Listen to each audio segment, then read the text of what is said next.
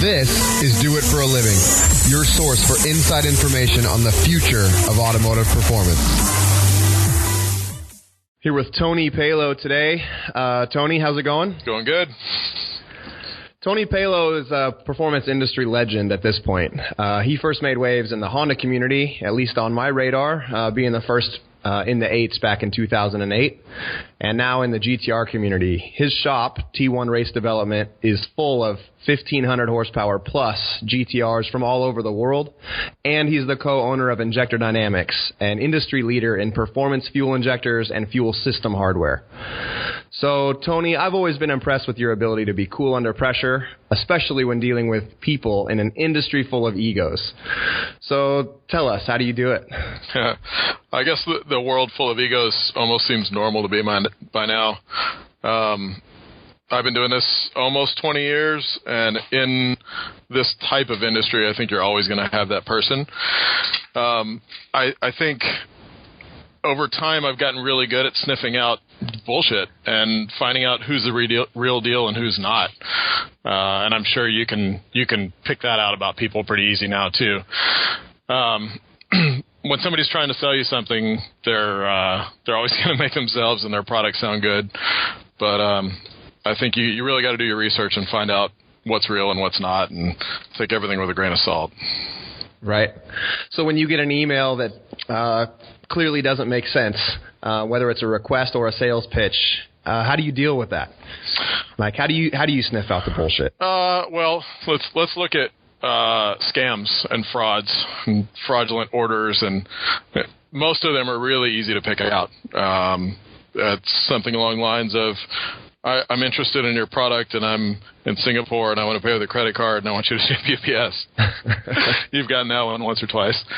Yep. But man, I've online orders. I get so much fraud stuff online, like almost to the point where I just want to stop accepting online orders.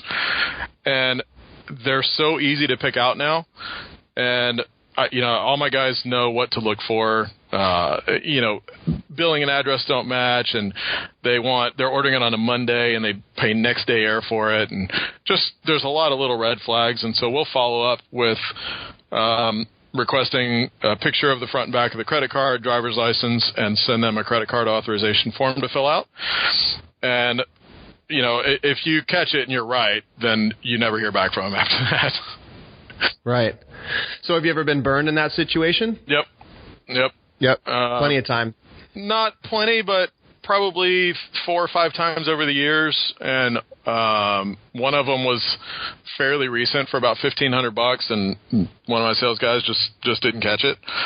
But it was 2 sets of fuel injectors for the same car, next day air. And it came back, and I look at the order, and I'm like, did you not think about that? And he was like, man, I didn't catch it. But looking back, he's like, yeah, it was obvious. So was that an international order or a domestic order? No, I won't even accept international orders online. So really? If somebody wants something, I mean, we ship international almost daily, but if you want it international, we'll process the order through email or whatnot, and you can pay by bank transfer. And then once payment's done, we ship. No problems there. What are the only ways that you accept payment then internationally? Is wire transfer it? That's the only way that you're going to buy something from ID or T1? For a new customer, more or less, yes. If it's a small order, I'll accept PayPal if we're shipping to the address on the PayPal account. Anything over $1,000, especially for a new customer, only by wire transfer. I've got a lot of international dealers, and once we have a business relationship established, then, we'll take credit, we'll take whatever. But it's the new customer, and I don't know, you can tell when somebody's full of shit. And you just know. Especially if they want to give you problems, say, I need payment by wire transfer. And they go, well, how come? I always pay by credit card with so-and-so. And it's like the more they fight it, the more likely they are to be fraud. That's awesome. So we really got down the rabbit's hole quickly and kind of got off track a little bit, but I'm really glad that we did because I've been dealing with international orders and problems with that pretty recently, and it's hard to hold your ground when people are really barking at you, and especially when it feels like a sale. Yep. But at the end of the day, it's not real sale anyways. You're gonna lose it to a chargeback. Yep. So stepping back a little bit and going back to kind of your start. So have you always been a car guy? Do you come from a car family? Tell us about that situation. Surprisingly, not so much. My dad painted cars, so I was around cars here and there, but I really didn't have any interest in cars. BMX bikes were my thing. Rode BMX bikes all the time. When I turned 16, I bought a car, and that was a way to take my bike to cooler places to ride. And so, right. It was transportation at that point. And I guess junior year in high school, I started having a little bit of interest. I remember a guy at my school had a red Civic Coupe with what I thought was a thrust exhaust because it had a Gretty Trust sticker on the bumper. And, I had no idea that a Honda could be fast. And I ended up buying a Civic. I didn't even know how to drive a manual transmission, so I bought an automatic Civic DX. And was somewhat surprised how slow it was. Because when I did the math, it had 105 horsepower or whatever, and my buddy had a Civic Si with 125. But, I had headers, I had Flowmaster muffler, I had an intake. So I should have had more horsepower than him, yet his car would walk away from mine. And after getting beat too many times, I bought a 92 Integra and started doing some mods on that and took off from there. So when you do the math and you add 15 horsepower with an intake and 15 horsepower with an exhaust and 15 horsepower with a header, then obviously you're up, well beyond his 125. So yeah, right. The math just doesn't work. So damn those magazines. So, okay, you did that. You started to modify that. You get into the Honda world. What's your first job? My first job in the automotive industry was Jotech Motorsports. So when I bought my Integra... And how old were you then? I was 17. Okay. So I bought my Integra. I went up there, and I had a little bit of cash left over from selling the Civic. And I ordered intake, header, exhaust, springs, and Fuba antenna, the antenna that goes on the roof. Fancy. So I was going to install the springs myself, but I didn't have anything to cut the springs, and I knew I wanted the car really low. So I asked Kenny if he would cut the springs for me, and he said, yeah. And I said, I want 3 coils cut. And he's like, man, that's going to be too low. I was like, no, that's what I want. He goes, I'll tell you what, how about we cut 1.5? And if you want to cut more, you bring them back up here, and I'll cut them for free. I was like, all right, cool. So he cuts 1.5. I go home. I install the springs in my driveway by myself. I go back up there a few hours later. I'm like, it's not low enough. He was like, you put those on? I said, yeah. He goes, by yourself? I said, yeah. He goes, you want a job? I said, yeah. So that was it. I didn't know anything about cars. I didn't know how a turbo worked. I didn't know anything when I started doing this. I just had a little bit of mechanical ability and sense. And the first job I did there was putting springs on a Lexus SC300, which is kind of a pain in the ass. Yeah. So you're working at Jotech, and you were there for how many years? I was there for about 7 years. And did you go straight from there to T1? No. So I worked there for about 7 years, learned a lot. By the end of my time there, I was doing all the tuning, engine building, chassis work, welding. This was just stuff that I picked up on my own because I wanted to learn it. And then Bob Norwood started working with us when we went to methanol on the race car, and we put a Mototech on the car, and I started learning that stuff. And then Bob got a deal to build a couple pro front-wheel drive drag cars, and he offered me a position as a fabricator working for him. And it was a good opportunity to make a lot more money and do something different. So left, I did that, worked there for a couple years, learned a lot, good and bad. And then after that, decided it was time and started T1. And how old were you when you did that? I guess I was 26 or so. Okay. So when you were transitioning from Norwoods and starting your own shop, did you know it was going to work out no problem? Like, was it easy or was there hurdles along the way? Did you have any self-doubt? I didn't have any self-doubt. I knew it was going to work because there was no other option. Whatever it took, it was going to work. I went in both feet first. I left Norwoods. I started this full-time, real full-time, 12, 16-hour days. And I think that's the only way it would have worked. If I was trying to do both, you can't devote enough time to make a business successful that way. Not in this industry. So what's it take? How many hours a day? How many days a week? For how many years? Oh, man. So when I started, I was single and I didn't have any kids. So that helped a ton. And it didn't even seem like a lot of time because you love what you're doing and you're building this thing for yourself and you just go in and do it. But, I mean, it was at least 6 days a week, 8 to 12, 14-hour days sometimes. I did everything. It was just me for about 8 months. And after that, I couldn't keep up. There wasn't enough hours in the day. So that's when I hired Mike. And, he kind of started out for me the same way I started out at Jotech, in that he had some good mechanical sense, didn't know that much about cars, didn't know how to TIG weld, and learned it all along the way. Okay, so something I want to take away from that. So you're out there, you're doing your own thing, and you're saying that it doesn't feel like you're at work because it's for you, it's yours. So, I mean, I feel the same way. People ask, why do you work so much? How do you work so much? And if I go home, I'd be doing the same thing where I'd be involved in this industry, whether I'm at home or here at the shop. Yeah, here at the shop. We never actually leave work. It's never gone, yep. But it doesn't feel, at least most of the time, it doesn't feel like work. Yep. And I think a lot of that's because it's for you, it's yours, it's your baby. Yeah, that's definitely a huge part. And, even outside of that, I've never had what most people would consider a normal job.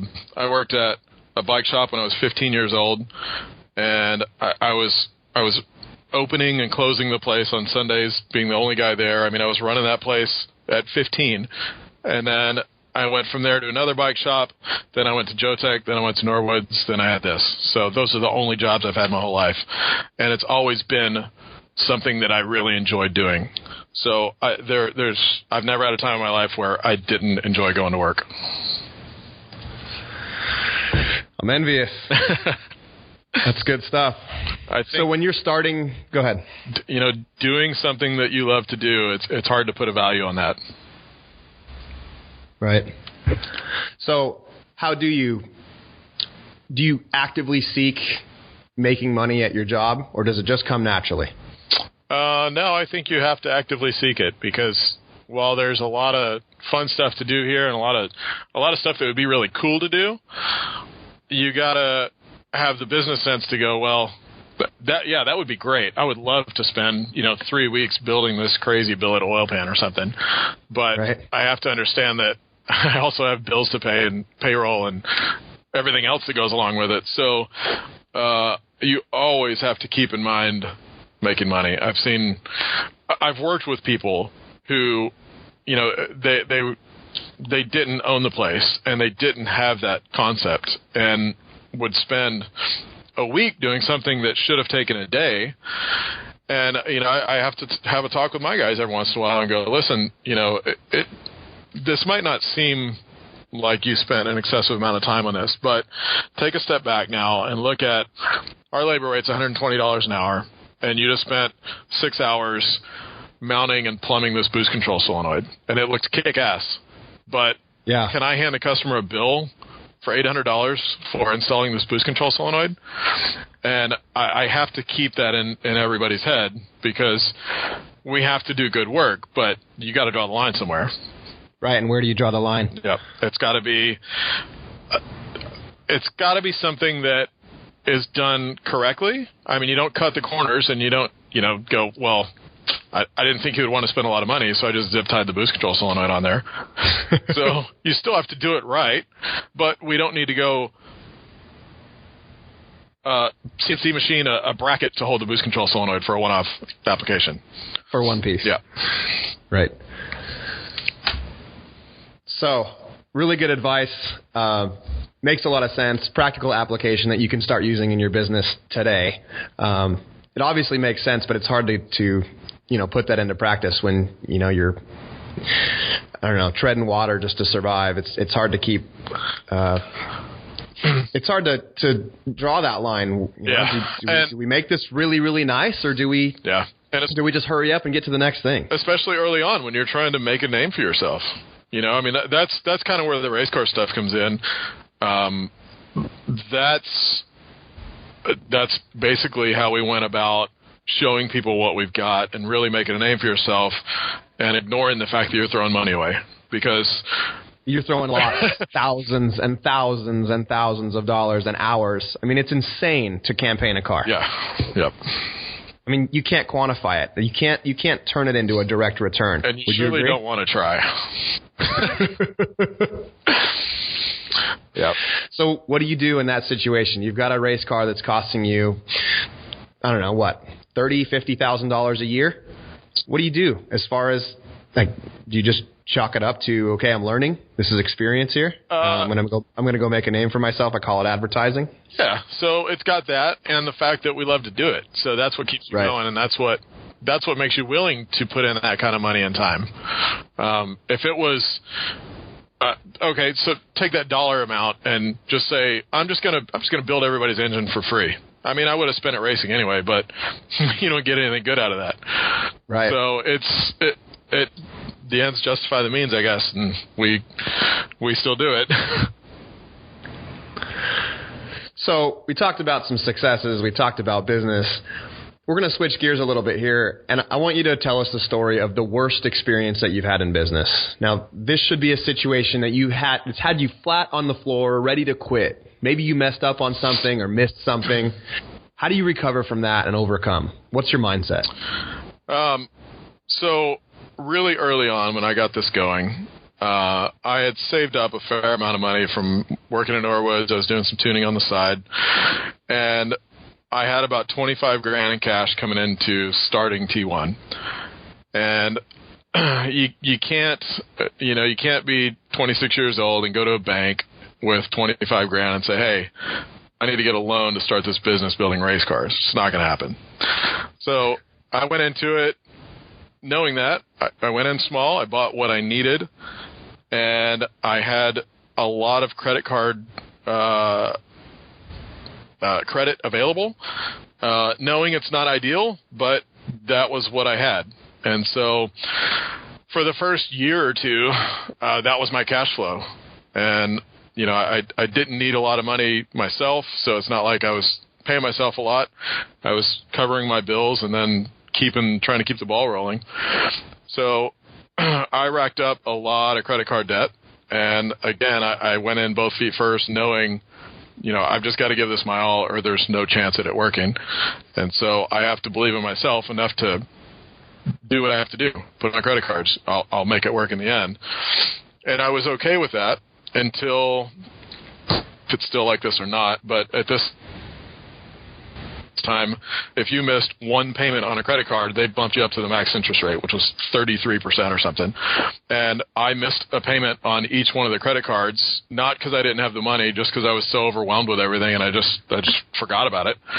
Right. And everything went up to the max interest, and I was paying as much money a month as I could on those and barely covering the interest. And I was looking at it like, I don't know how anything's going to change. I mean, I can keep doing this, but it's not going to change until I can pay a lot more to these credit cards. So it was along the lines of $50,000 on credit cards at that point that had bumped up to 33, 34% interest or something, and it was ridiculous. And I didn't come from a lot of money. My parents didn't have a lot of money. This was all on me, and I've never been one to really ask for help. I had it. I was I hadn't given up. And at one point, my girlfriend mentioned something to my mom about it, and my mom asked me, and I was like, yeah, I'm okay, I got it. She's like, that's silly. So she ended up taking out a loan against her house to pay off the cards, and then I paid off that loan, which was at a reasonable interest rate again. And that was an unbelievably huge help. And I ended up, within 2 years had that paid off and haven't owed any money related to the business since then. That's crazy. So 33% interest on $50,000. Yeah. I don't have any credit cards anymore. That's $15,000 in interest in a year. Yeah. That's crazy. So you overcame that situation, but what was your mindset at that point? Were you worried? Yeah. I didn't know. I mean, everything, anything that happens with the business, it's like, okay, I can do this. And with that, I was like, man, I don't know what to do. I mean, I'm not going to stop paying on them, but I don't know how I'm going to get ahead. So you got to look at business. Every decision is either like cash in the short term, or I'm going to spend some cash and I'm going to get this return over time. Building a race car is one of those things. Obviously, you love it. You do it for that reason. But it also is something that's going to return as you build a reputation. So in that situation, you're in debt, $50,000 at an exorbitant interest rate. Do you look to change what you do on a day-to-day basis to bring in quick cash? Like how do you do that, pay that off, but still build a business that adds value and isn't just a sellout, pushing every piece of crap product that you can find? How do you keep the mindset of quality when you're in debt up to your eyeballs? This was so early on that it wasn't, I wasn't manufacturing anything. I was basically just building cars that came in. And so it wasn't, let's invest this in R&D to develop this product and whatnot. It was, I got this CRX I need a turbo kit built for, and just taking what came in and trying to knock it out and bring in the next one. But when you're doing that type of work, there's literally a cap on how much money you can make, because you can only do so much work. Right. So you can only scale to as many hours as you can work in a day. Yep. And that's the limit of the business. And that's it. So, now things are a lot different. We invest in equipment and whatnot. It's a lot long term than it ever was before. So that's really good stuff. My biggest thing is, how do you stay positive in those situations when things are looking really bad and you just keep plugging away? You just keep showing up. That's just one of those things. I feel like I'm got to keep going. Yeah, I'm a pretty positive person, and So we're back. Tony Palo here. Tony, tell us the story about a project that you're most proud of and why. I would say without a doubt it was the Integra. That was what really helped cement the T1 name. Learned a ton about it. Made waves. It was a good thing. I talked about wanting to break into the 8s with that car. I think quite a ways before people were even considering it was possible. We did a whole new build. To interject, that's how all of my race car stuff always ends up. We come back from a race, tear it all apart, start over again, go to an event with everything brand new, and cross our fingers and hope it works. And sometimes it does, sometimes it doesn't. But we went out to the first ever Outlaw Shootout in Englishtown, New Jersey in 2008. Drove from Texas to New Jersey, all this new stuff. Went out there, and first qualifier broke these brand new axles that we had. And so scrambled around in the pits trying to find a solution. Oh, second round we put our backups in, broke those too.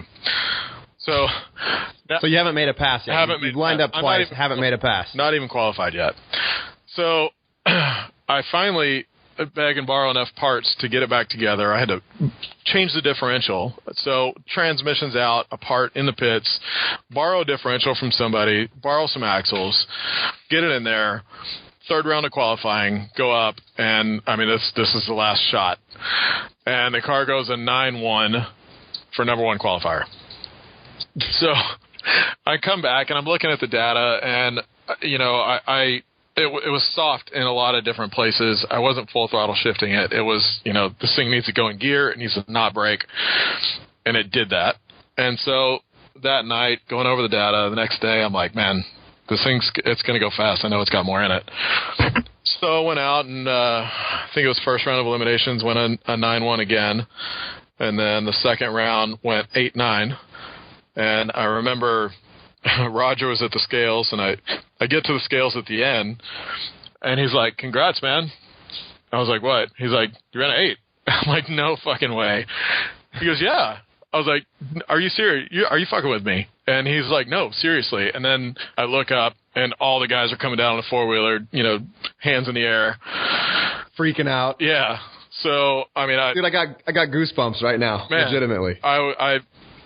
I've never been that high. So we come back to the pits. Obviously, everybody swarms in the pits.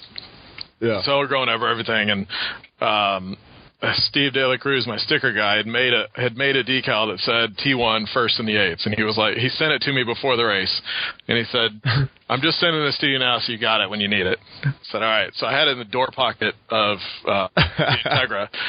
So we came down there at the scales. I get out, put the sticker on the fender, came back. So that race was...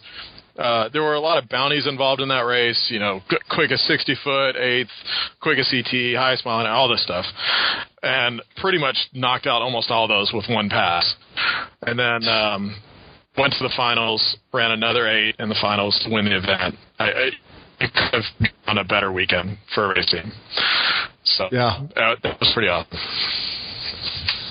That's like the dream. I think that's what everybody, when they're building a car, when they're in the garage, that's what they're thinking about. They're like envisioning that scenario happening to them. Yeah, it was pretty special. Good shit. So in one sentence, Tony, how have you succeeded when other people have failed? Never quit, and you have to do what you say you're going to do. Because one more time with that last one, because that's so important. One more time. You have to do what you say you're going to do. There's been so many people that come out, whether it's a new product or a new company or a new car or whatever. Oh, we're going to do this and this and this, and then disappear. And, you can't come back from that. You can't come back with another product and say something, because people have lost all faith in you. And if with anything in this world, if you can't trust somebody, what do you have? Especially this day and age, especially these days, when everybody's claiming that they have the best, the fastest, the cheapest, everybody's constantly jumping all over the place saying, I have what you need. Yep. I don't know if you remember, back in the Honda Tech days, I got termed the bullshit police. And people were like, who are you to get to say what's bullshit and what's not? I'm like, I'm calling what I see. And I can pretty confidently say I don't think I called bullshit on anything that didn't end up to be bullshit. And now you're partners with the other bullshit police, and you guys are the dynamic duo. Somebody's got to do it, man. So if you could get one do-over, you can go back in time and get a do-over for just one situation in your business, what would it be? You get to reset the clock on one thing. Probably the ID 1600, which hopefully nobody remembers. We found a new injector that turned out to be absolutely amazing on the flow bench. And these things, 1600cc injector, high impedance, would idle at stoic on pretty much anything. I mean, it was just amazing what they would do. Our test bench runs C16 fuel at 125 degrees Fahrenheit, very tightly regulated on temperature. Everything's great. We release it. We start putting them in cars. I get the random email, hey, my car's, I drive it for an hour and it starts getting really lean, and I'm, everybody's got a fuel system problem. They just don't know it. Once you start logging fuel pressure and really paying attention to stuff, almost every car has at least some kind of a problem, especially street cars that don't have any instrumentation. So, right. Naturally we go, okay, well, let's figure out what's wrong with your car and look into, fuel boiling and pump cavitation and everything. And then we start getting some people that actually had fuel pressure logged, and so we're going back through the data and trying to make sense of it. turns out the injector had an extreme fuel temperature sensitivity problem to along the lines of when Paul put him in his test vehicle there in Arizona in the middle of the summer, over a 45-minute drive home, flow was reduced by about 50%. Wow. And what kind of temperature change are we talking about? From 125 to what? What was about Paul 155. So only 30 degrees? Yep. Or only 30 degrees would reduce flow by that amount? Yep. Wow. And so, this wasn't, it gets hot and it richens up a little bit. It's okay. It was a complete wrong way. So now everything's nice and heat soaked, and we're going to let it get, a point and a half leaner. So that was bad. So we immediately stopped on them, exchanged anybody that had them for a set of ID2000s for no charge. And that was the easy part. The hard part of that deal was we had a year-long commitment to Bosch for that part number, and that's the only way we can maintain stock on this stuff. Bosch is a really big company. You can't just call and order 1,000 injectors. Like, if you call and order 1,000 injectors, you might have them in 2 or 3 months. So you have to get blanket orders going for a full year, and this was still fairly early on with our relationship with Bosch, and it was over $100,000 commitment with Bosch that it wasn't their fault. This injector wasn't intended to be used with gasoline, and we couldn't say, there's a problem with your injector, we need our money back, because we were the ones in the wrong. So there was, the discussion of, we just have to take the rest of these and then, do what we can with it, whatever, because we don't want to ruin this relationship that we're trying to build. So we did, and I guess the good news for us is that a ton of other people continued to sell and still sell this injector, just ignoring this huge problem. So ended up that one of the guys that we used to get injectors from before we were getting them direct from Bosch said, hey, I'll buy all those 1600s from you because people are still buying them from me. So they just kept coming in from Bosch, we kept paying for them, and Paul ended up selling them to that guy, and they ended up out there because other people still sell them. Okay. So in that situation, are they out there in a situation, in an environment where they could be a problem, or Absolutely. Is it like a marine application where they're not having the heat issue? Nope. They're in cars on the road. Through different brands? Yep. Wow. So how do you avoid that situation moving forward? So you guys learned a valuable lesson there where you had a test procedure. You thought that it was, pretty reasonable. So you said, okay, cool, we're good to go. Obviously, you learned something there, and I'm sure the test procedures have changed since then. The test procedures on the test bench are the same. We know why that one had the problem, and we know that other ones won't have that problem. But there are multiple vehicles now as part of the company that get used for testing. Ford, GM, Nissan, Honda, Chrysler. So everything is validated in different injector models for the OE stuff. All that stuff is validated and tested on instrumented vehicles before anything gets out. We can test the stuff on the bench and know, okay, this injector's linear down to this fuel mass. We know that it'll run a 1.6 liter engine at Stoic with no problem. But everything still gets put in a real vehicle to validate everything now. GTR runs in closed loop all the time, and they would go out there and get 10 or 15% lean, and nobody would ever notice that it was a problem. So, unless you were monitoring closed loop trims over a reasonable drive, you wouldn't even see that there was a problem until the 20% trim's maxed out and it's lean enough for you to notice. So it was a matter of putting them in a car and, on the dyno it was great and go drive it and everything seemed fine, but nobody ever even thought to look at injector flow rate versus time or versus fuel temp because it's just not something you normally think about. Right. So many takeaways from that situation. Obviously, your guys' quality control is huge. Making a reliable quality product is really what you're all about. It's not just about making a product that you can turn $1 on. And that's something that I think you're known for, and I think everybody has a lot of respect for you and your company because of those, that that philosophy.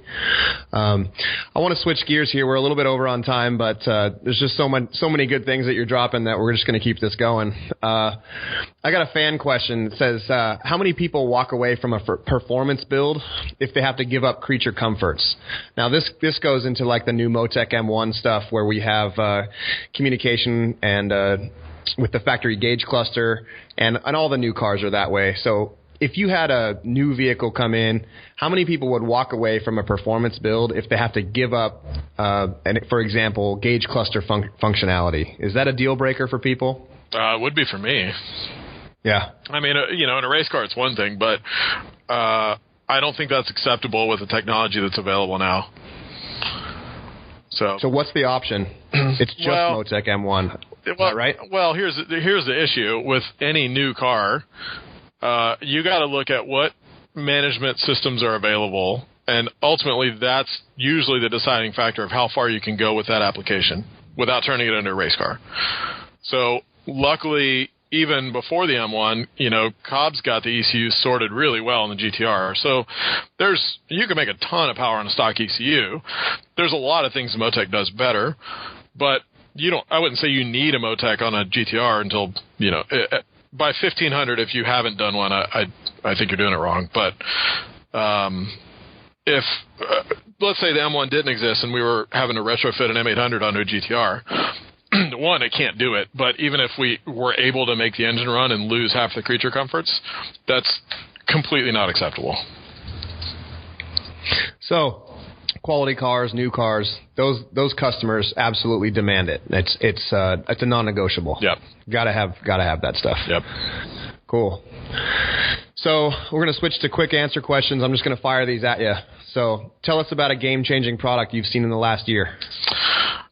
This might sound biased, but our fuel pump and controller that's coming is easy plug away. It's going to change the game of fuel pumps like we changed the game of injectors. So consider being able to have a single in-tank fuel pump that flows 2 to 3 times what the biggest currently available in-tank fuel pump does.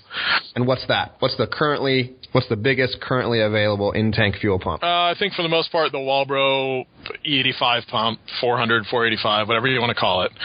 By 100 PSI, that pump is 240 liters per hour or so. And I say 100 PSI because that's the range that the stuff that I build ends up being in. Right. You can only turn the base pressure down so low, and once you throw a lot of boost at it, you're up in that range. And our pump it's a brushless pump. It's not the Veyron pump and the Walbro pump that everybody's using. It's a Bosch Motorsport pump. We developed the controller on it. The controller is a lot different than anything that's out there. The controller will maintain pump flow regardless of conditions.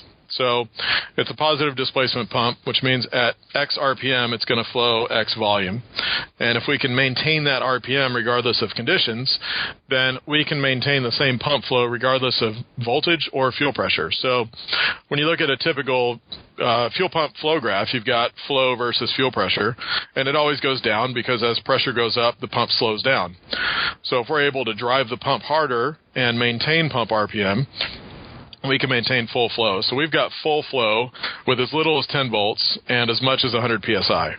And that full flow currently is about 620 liters per hour, and we think we can get it even better than that. We're still developing the control on the controller. The other thing it's going to allow you to do is have full pump speed control, so you're not pumping 620 liters per hour at idle. So you'll tell it the max flow you want. You may not need all 600 liters per hour for a particular application. So you could tell it, in this one I need 400 liters per hour, and I need full pump flow by 15 pounds of boost. And there'll be a map sensor with it, and you'll tell it at 15 pounds of boost, 100% duty.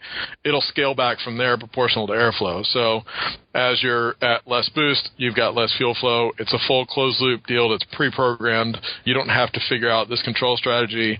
You don't have to figure out PWM control on the input side. All you do is hook up a map sensor and flip a switch. So it's really going to change fuel systems, I think. So a lot of that pump control could be done with certain engine management systems now, but you're making it basically plug and play. You're taking what's really technical and difficult and making it into a plug and play option. Yeah, there's a lot of systems that have the ability to do a PWM output for pump flow, but then you're still leaving it up to the end user to program it correctly. Right. And how many cars on the road with bigger fuel pumps have a stock ECU that don't have that PWM control? Majority. Most of them. So yep. Being able to do it without requiring the standalone ECU is big. So, what software program are you using daily? So, give some resources to our listeners. This could be Excel, SolidWorks, even Google Calendar or something like Basecamp for project management. What software program do you find yourself using every day? We do use Google Calendar for all schedulings, whether it's for time off for the guys or for project scheduling or project appointments, I'd say, not necessarily for scheduling. We use a program called Reik, W-R-I-K-E, for project management, and that's something that all my guys are on. I have my machinist on that as well, so when we take a job to my machinist, he's on board with that. He can update things. It's almost like a Facebook-like layout. So people can make comments on a job. You can do scheduling. There's a ton of capability with it. Reich is, when you say machinist, you mean engine machinist or parts machinist? My engine machinist. But it's a deal. You do a yearly membership. You have a certain number of users. So, you can, Paul, for instance, has access to my Reich. He's got a Reich. I've got a Reich. He's got access to mine with certain folders of jobs that still apply to him. So you can add anybody who's relevant to a job, and you can just give them access to that single job. So they can't, when they log on, all they see is what applies to them. So it's a good way to keep people on the same page. So to everybody listening, it's not black magic that Tony's successful and the business works so flawlessly. If you ever send Tony an email, you'll notice that somebody within his organization gets back to you seemingly within 30 minutes, no matter what day it is. It's uncanny. So it's not black magic. He's using Reich and other software tools, and that's how it's getting done. Would you agree? Yeah. No black magic? Well, a little bit, but... you won't tell us about that? No, I can't tell you about that. We use another thing for the email stuff. It's an email ticket system that's called Freshdesk. And any sales at T1 Race Development goes into that. Service at Injector Dynamics goes into that. And so you're not relying on one person having to be sitting in front of their computer to get a response. So once it goes into the ticket system, all my guys have access to that. If it's something that's universal that anybody can handle, then the first one that's available will handle it. If it's something that comes in, as a universal email and I need to handle it or a particular person does, it gets assigned to that person. That person gets an email notification, hey, there's a ticket assigned to you. So it's really, really helps us stay on top of things. 9 times out of 10, we can get an email in 30 minutes before UPS with a PO and get it processed, get it shipped, and get it out the same day. And I'll vouch for that. Seems like every time that we order something from you guys, it's just you guys are Johnny on the spot. I think it's pretty impressive. I think that's important. Think about how many products that you deal with that you could probably sell more of them if it wasn't such a hassle getting them, whether it's, build delays or back orders or, I can think, I sent a PO to a company last week for a part that I feel like should be on the shelf at all times. It's one of the few different parts that they offer. And, I send a PO. 2 or 3 days later, I get a response that it's been received. And another 3 days after that, I get an email that they're getting ready to ship it. And that's not acceptable to me. Totally agree. So everything's mobile now. You're obviously all over the place like I am, like everyone is. Do you have a favorite app? I've got a unit conversion tool called Mila's Tools for length, mass, and volume conversion between units. Do you have anything like that you use that's a resource? I use Pinterest a lot. Yeah? What's Pinterest? Yeah, I'm married. No, I really don't have any super handy apps, but the flashlight and the camera app I use more than daily. And honestly, the camera app and being able to email a customer a picture from your phone, you go back in the shop, oh, hey, there's a crack in his exhaust, I need to show it to him. That used to mean taking out the camera, taking a picture, uploading it, emailing it, and to be able to do that whole thing within, 20 seconds has helped customer communication so much and keeping people in the loop that's extremely handy, and we use that a lot. Killer. How about a tool? Favorite shop tool? This could be fancy, like a picoscope, or simple, like a power probe. You got to have something in your arsenal that's nobody's ever heard of or you use daily. What do you got? My favorite tool would be my new dyno. That's the second time I've heard that just in the last week. After 15 years of having traction problems on the dyno, I now have the new mainline 4,000 horsepower hub dyno, and I enjoy tuning again. Every car, I'm able to focus on the engine and the tuning and optimize everything rather than tuning it till it spins and then changing the straps and people getting in the trunk and making another pull again and hoping it doesn't spin enough to get, a reasonable difference in power. And it has literally changed my entire outlook on tuning because everything we do here ends up being really high power and traction limited. And so I would tune it till it spun, and that was all I could do. So then you got to go to the track and you got to try to take away what you had on the dyno, or you have to try to interpolate beyond. Okay, you can only tune it up to 35 psi, but I'm going to run 50 at the event. Yep, I found over 200 horsepower in my car from where I thought it was good to where it was when I was done tuning it on the new dyno. And what's that number? Drop that on us. 1834. Wheel.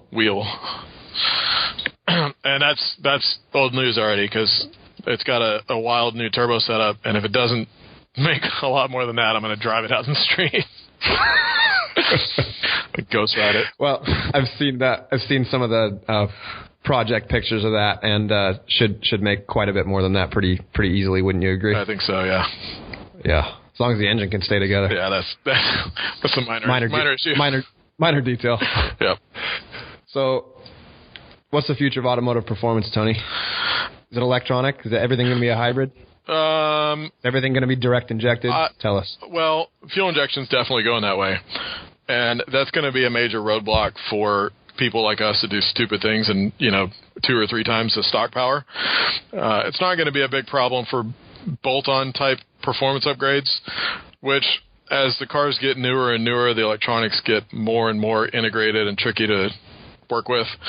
So I think with where things are going, people are going to have to be happy with more bolt-on kind of stage 1, stage 2 type stuff.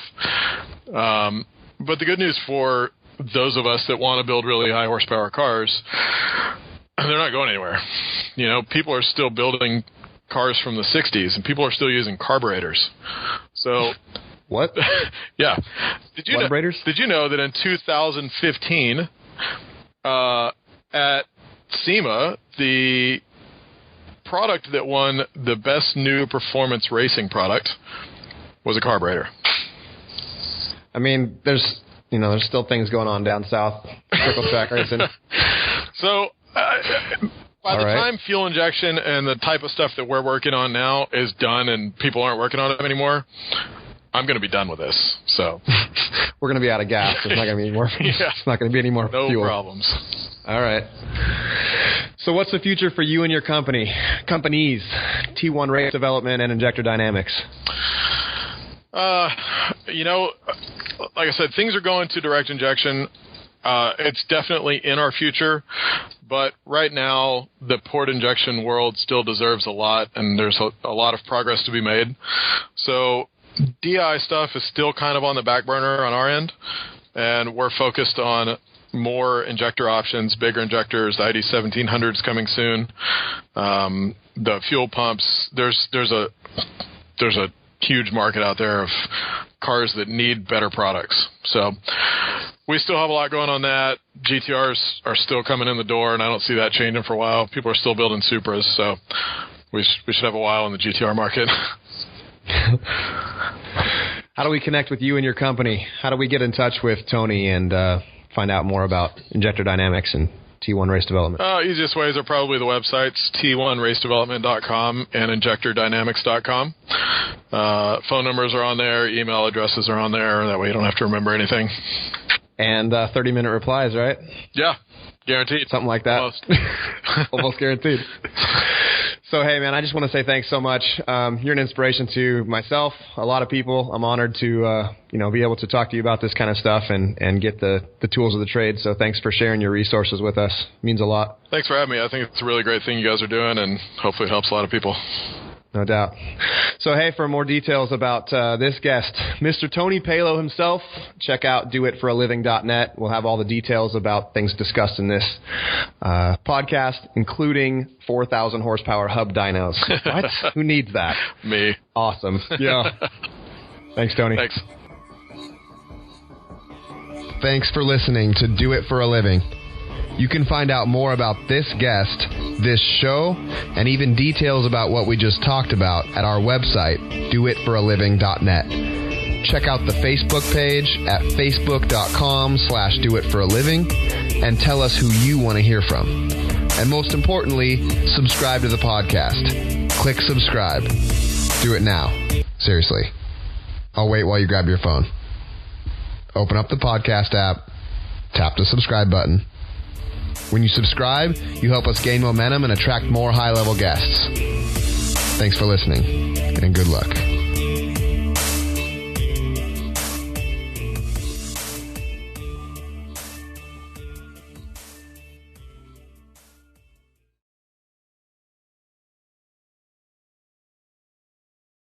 Yeah. It's an email ticket system. And so when something comes into sales at T1,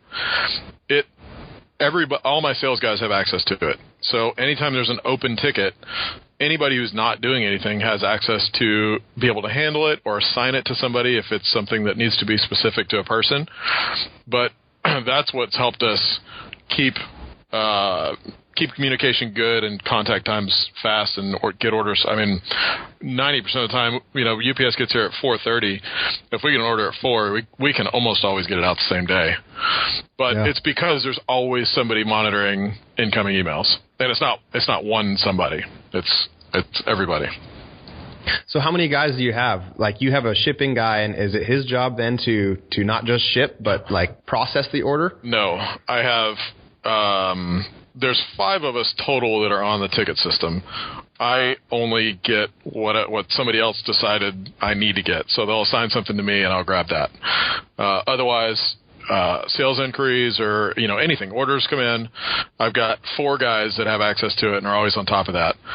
So they'll write it up, process the order, send the paid invoice out to the shipping department, where I have 3 guys out there that are pulling parts, packing orders, and then once it's completely boxed up, the sealed box and the invoice comes back inside to Mitch, who handles all the UPS processing.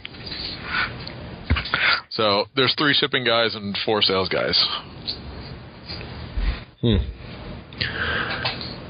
So Freshdesk is a good example. I noticed that Chris Harris is using Freshdesk too, but his emails also, like when he replies to an email, it says like it's from Freshdesk, so it doesn't feel like it's from him. So his setup isn't set up the same way that yours is, because your emails still look to me like they're from T1, like it still says, Tony at T1 Race Development or whatever.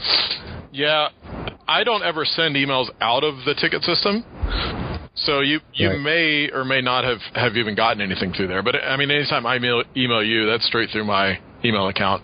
But it's Gmail, right? You use Gmail? I use Gmail, but it comes from an @T1 address. So Do you use Boomerang? Do you know what Boomerang is? I don't know what Boomerang is. Boomerang is sweet for Gmail. It's a free plugin, and you could send an email while you're thinking about it and schedule it to send like a day or 2 or 5 minutes or 6 weeks later. Uh-huh. And then you can also send, you can say, boomerang this back to me in a period of time, whether it be a day or a month or 10 minutes, if they don't respond. So if you send an email and they don't respond, it will boomerang back into your inbox as like a reminder. That actually, which is kind of cool. That sounds familiar. Somebody must have mentioned that at some point. It may have been you. It works really good for me. Huh. Anywho. But, yeah, staying on top of emails has obviously been extremely important and extremely hard. And my goal is to have an empty inbox, which never happens, but that's always the goal. And so if I have something